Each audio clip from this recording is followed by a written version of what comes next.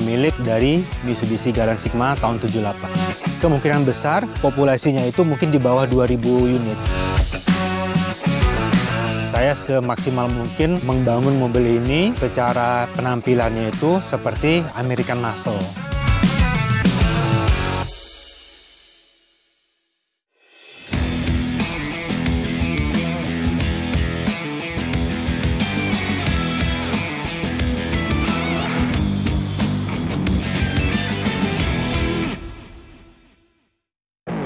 Hampir semua car enthusiast nggak asing lagi deh kalau dengar kata custom atau modifikasi. Karena salah satu faktor kegantengan mobil lu naik dengan cara custom atau modifikasi dari segi estetika. Contohnya seperti body kit, velg, lampu, dan juga spoiler. Selain itu, custom atau modifikasi juga bisa dilakukan untuk sektor permesinan.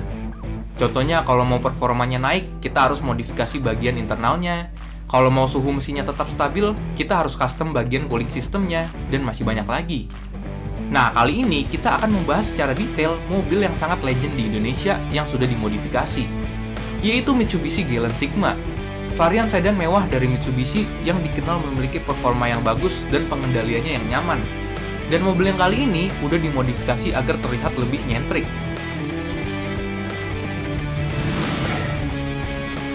Perkenalkan, nama saya Pian, saya penggemar dari mobil klasik dan juga pemilik dari Mitsubishi Galant Sigma tahun 78. Untuk Mitsubishi Galant Sigma saya ini kebetulan yang tahun 78 dia hanya punya satu varian, yang GLX 2000cc.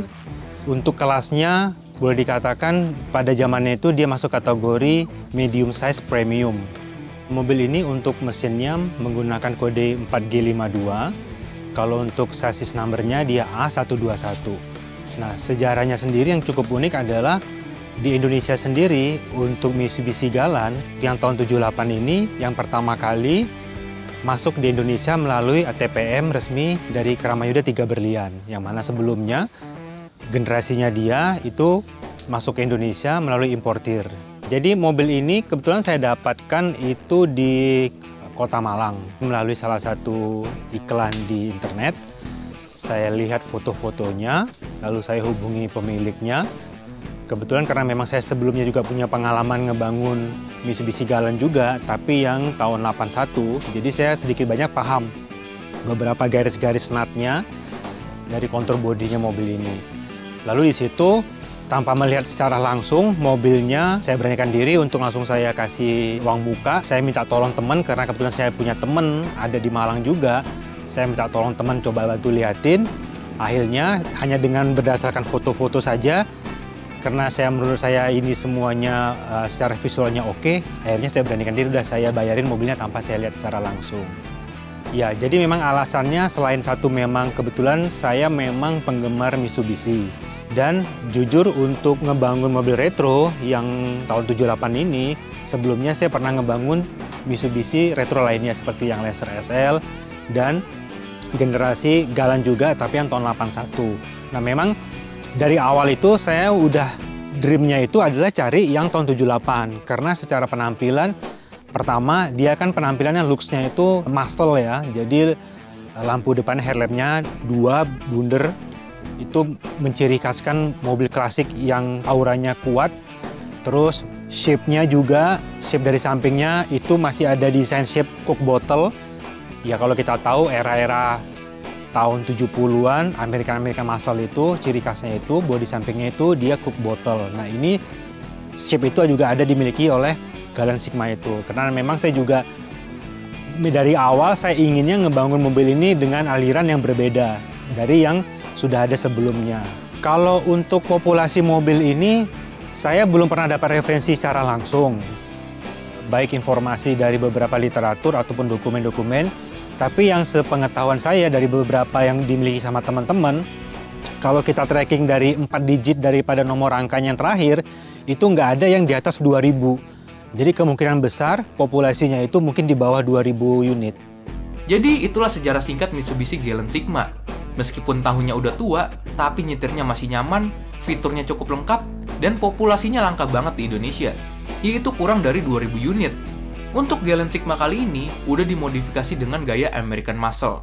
Gokil banget.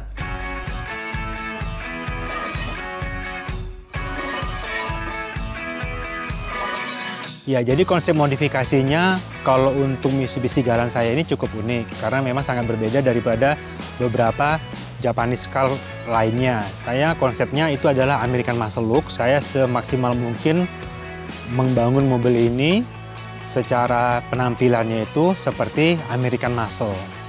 Karena memang alirannya American Muscle Look, jadi referensi saya itu tentunya pertama dari beberapa literatur, dari YouTube, dan juga karena saya juga kolektor Hot Wheel, itu sebagai referensi saya, seperti itu. Lalu dari situ yang paling saya sukai kan ada Ford Mustang, seperti itu ya. Jadi itu yang menjadi role model saya untuk ngebangun mobil ini.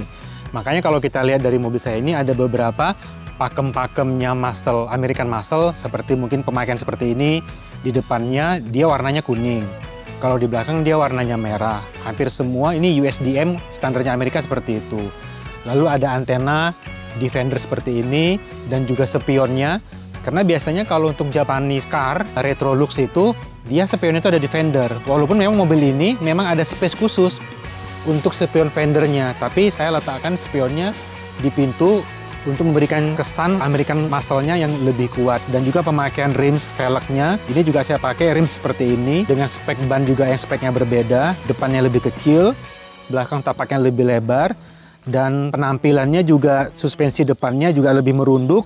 Juga penambahan dari lip spoiler dan juga ada penambahan bumper tanduk seperti ini untuk lebih memberikan kesan American looks-nya. Dan juga mufflernya, exhaust-nya saya tidak sesuai dengan aslinya buang ke belakang, tapi dual pipe saya buang ke samping. Untuk pemakaian velgnya ini mungkin pasti banyak yang berpikir ini velg yang biasa dipakai untuk mobil-mobil Amerika karena penampilannya dia spoknya 3 seperti ini, seperti sabit. Sebenarnya velg ini adalah spek OEM yang dipakai sama Isuzu Panther.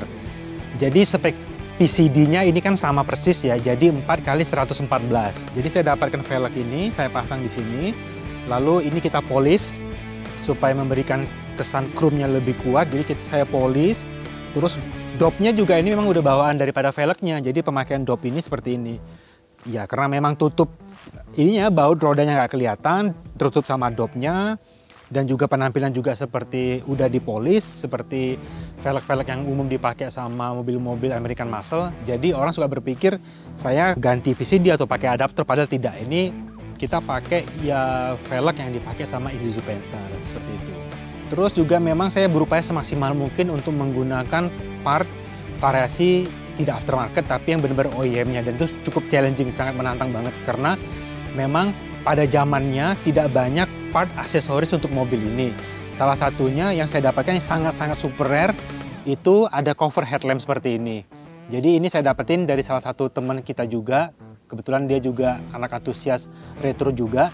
Dia lagi hunting-hunting terus mendapatkan part ini, dia hubungin saya karena tidak ada literatur ataupun referensi apapun untuk part variasi mobil ini.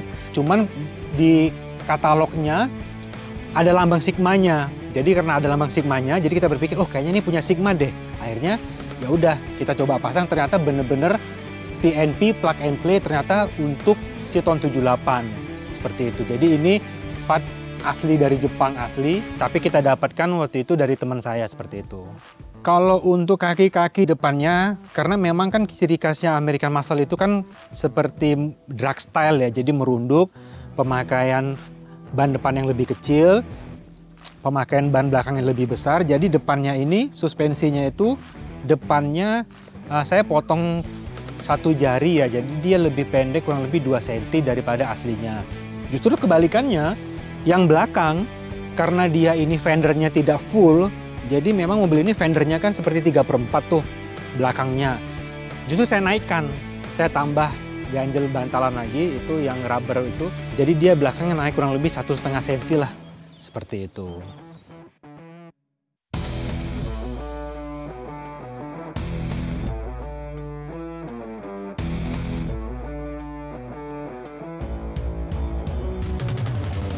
Oke, kalau mesinnya ini masih aslinya ya. Jadi mesin masih aslinya 2000 cc, 4 silinder. Karburator tentunya. Kalau untuk penggantian yang saya upgrade pertama sistem pengapiannya. Karena kan aslinya dia masih platina. Terus saya sudah upgrade menjadi external CDI dengan modul biar bisa pakai coil yang voltasenya besar. Terus kabel businya kita ganti, juga yang core lebih besar. Busi juga kita ganti, yang lebih bagus pengapian lebih besar. Terus sistem pembuangannya dari mulai manifoldnya saya ganti header 41. Terus sampai ke belakangnya saya ganti yang stainless sampai diganti kebuang ke samping. Hanya itu aja sih. Kalau untuk di bagian mesinnya masih aslinya. Yang lain-lainnya juga masih aslinya seperti itu, tidak ada perubahan apa-apa.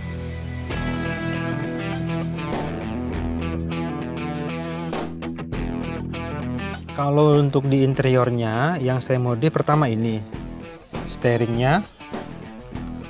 Kalau untuk aslinya two spoke tapi desainnya berbeda. Ini saya pakai yang versi Australia. Ini saya ganti karena lebih massal aja kelihatannya. Door trim kebetulan saya dapat nose, part nose-nya. Speedometer juga saya dapat part nose, saya ganti. Terus kalau untuk ini speaker di sini udah saya ganti juga speakernya.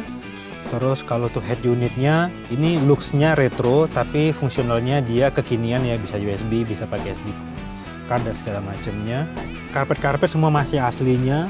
Cover tuas persneling ini saya sudah retrim. Kalau joknya masih aslinya, tapi sini bahannya sudah di retrim, tapi memang bentuknya dan bahannya masih mengikuti di eranya dia. Terus paling kita ganti seperti ini knop dan bosnya untuk door lock. Saya dapat juga part nose-nya yang harganya cukup mahal dapatnya. Udah sih paling untuk interior yang diganti sih itu aja. Kalau untuk fiturnya ya yang dibandingin sama yang sekelasnya, khususnya untuk yang sesama mobil Jepang, boleh dikatakan ini kelasnya sudah sangat mendekati mobil Eropa. Kenapa saya bilang seperti itu? Di tahunnya dia sudah 5 speed seperti itu. Kalau untuk fitur di cluster speedometernya dia cukup komplit ya, sudah ada jam analog, temperatur sudah pasti, tachometernya sudah ada, informasi kecepatan juga sudah ada, lalu dia ada setelan settingan untuk pencahayaan lampu kabinnya ini, lampu speedometernya seperti ini, kita bisa adjust tingkat pencerahannya seperti apa. Safety belt-nya dia juga sudah dinamis, tidak statis, sudah dinamis. Terus setelan untuk joknya cukup lengkap, jadi bisa maju mundur, rebahan juga sudah pasti, dan juga bisa turun naik seperti itu. Jadi settingannya cukup lengkap ya untuk mobil di tahun segitu. Lalu untuk di jok belakang dia sandarannya ini bisa di recline ya, jadi bisa ada 2 step setelan sandarannya untuk rebahannya seperti itu sih.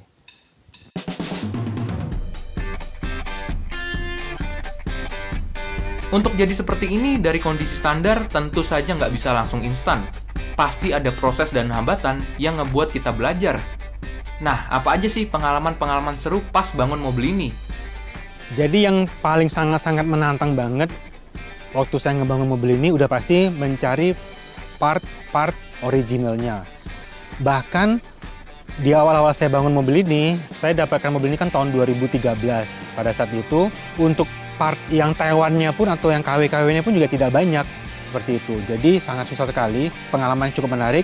Saya hunting beberapa part ini. Kalau untuk di Jakarta mungkin udah hampir semua pusat variasi atau pusat spare part sudah saya datangin ya, dari mulai zamannya masih ITC Duta Mas masih di Fatmawati, terus Atrium Senen, terus Pasar Senen yang lama, terus Cipete Kolong, terus di Sawah Besar, di Mujatek, sampai ke Krekot, di Kemayoran, Pasar Kemayoran, pelan-pelan saya cari-cari. Yang sangat menarik adalah pada saat saya hunting di Mujatek, di situ waktu saya muter-muter, saya tanya-tanya, ternyata ada beberapa orang nanya ke saya gitu, Om cari apa sih? Terus saya bilang, saya cari mobil part untuk Jalan 78. Akhirnya pada saat itu ada yang kasih tahu sama saya, dulu di sini ada yang jual, namanya Toko Onion di Mujatek, cuman pemiliknya karena sudah sakit stroke, dia udah nggak buka toko lagi gitu. Akhirnya saya ditinggalin nomor telepon, saya coba hubungin. Suatu waktu pas saya udah besok-besokan lagi janjian lagi, saya ketemu sama angkonya, saya ditawarin langsung datang ke rumahnya. Jadi karena dia bilang barang-barang untuk part mobil-mobil lama udah dipindahin ke gudangnya di rumahnya di Pantai Indah Kapuk gitu. Nah akhirnya saya sama angkonya, saya langsung ke rumahnya. Itu dia rumahnya ada 2,5 lantai gitu ya, di atas juga ada gudang kecil. Itu saya dipersilakan, alhamdulillah banget dipersilakan untuk hunting sendiri. Jadi dia cuma bilang, ini saya nggak bisa naik ke atas, kamu nih saya kasih kuncinya, ini di depan di atas nanti ada dua kamar, kuncinya ini dan ini, nanti dibuka, mana part yang kamu mau kamu turunin, nah di situ tuh akhirnya saya hunting, rezeki banget saya dapat bumper depan, bumper belakang, terus ada dapat sen corner, dapat sen bumper ini, terus yang front rubbernya ini, terus dapat door trim gitu. Ada beberapa part yang saya dapatkan seperti itu. Jadi kalau hambatan yang paling ngebangun yang sama seperti yang tadi untuk mendapatkan part yang originalnya itu yang menjadi hambatan. Khususnya bagian eksterior ya. Jadi seperti ini, terus list-list seperti ini kan dia terlalu banyak ornamen-ornamen list. Ini seperti list yang di hood cup ini ada bahkan wiper, terus list-list yang di pintu seperti itu. Itu yang menjadi hambatan utama. Karena mobilnya populasinya tidak banyak, dan juga pada zamannya juga tidak banyak pilihan untuk variasinya, ya seiring waktu, 45 tahun kemudian, ya udah pasti sangat susah mendapatkan part variasinya. Itu yang tantangan yang paling utama, seperti itu. Kalau dengar cerita dari Om Pian sih, kedengerannya seru banget ya.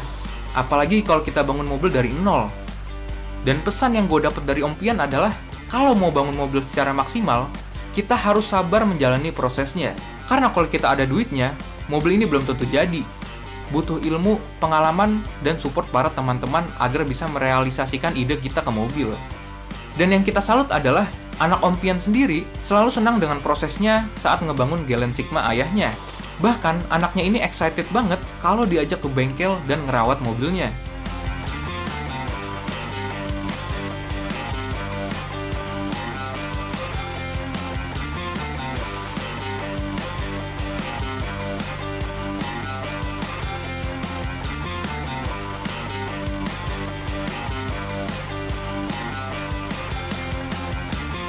Kalau pesan-pesannya, kalau modifikasi mobil ya menurut saya yang paling utama itu punya passion apa enggak gitu ya. Cuman sekedar ikut-ikutan tren, atau cuman coba-coba, atau cuman memang punya passion gitu. Nah sebaiknya pastikan memang aliran modifikasinya itu mau kemana sih arahnya gitu. Jadi kalau bisa punya arah yang jelas. Karena kalau tidak, nanti begitu mobilnya jadi nggak punya jati diri, terus akhirnya juga terlalu banyak uang yang keluar karena mungkin ngelihat part ini, part itu semua dipasang-pasangin, jadi nggak jelas aliran kemana. Jadi menurut saya pertama memang kita punya passion, dan kedua pastikan ini mobil mau kita bangun seperti apa, dan ketiga tentunya ya nyiapin dananya sih tentunya. Jadi itulah kisah Om Pian dengan Mitsubishi Galant Sigma-nya yang dibangun dari nol. Dari kisah beliau, kita belajar bahwa dalam modifikasi itu nggak ada kata gagal. Yang ada adalah kita belajar. Karena dengan begitu, kita semakin menambah pengalaman dari hasil yang kita lakukan, sehingga kita bisa merealisasikan konsep modifikasi yang kita mau.